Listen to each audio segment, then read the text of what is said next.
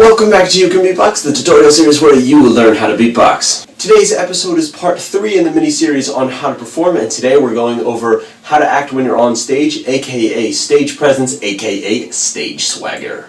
Before we look at very specific ways on how to become a better performer, think about who you are as a person. No, this is not some esoteric meaning of life beatbox tutorial, but just think about your personality type. Are you an outgoing person, or are you more of an introvert? Do you enjoy being in large social settings, or do you prefer to hang out with a smaller crowd? Basically, trying to figure out how you see yourself. Either you're, number 1, comfortable with public speaking and having the focus be on you, or 2, you prefer to stay out of the limelight.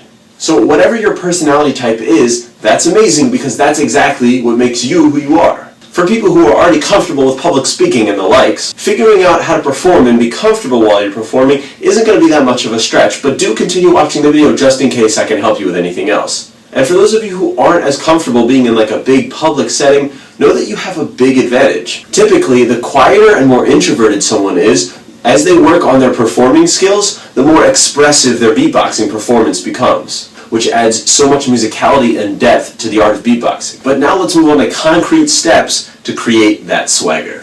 Step 1 is definitely to perform as often as you can. Literally any time that you are near a microphone, a sound system, and there are other people there, throw down a freestyle. This doesn't mean you throw down some of your best beats or any of your best sets, but why not put down a little freestyle and get some people's heads nodding? To be honest, doing so is a hell of a lot more fun than the feelings of regret after you pass up an opportunity, no matter how small. Step 2 is practicing in front of a mirror. In a study that I made up for this video, people who speak to themselves while in front of a mirror are generally happier, more confident, and do better in public performances. Just as a fact, that is actually true. It might sound silly to be alone in front of a mirror, but think about it like this. Who else is going to see you?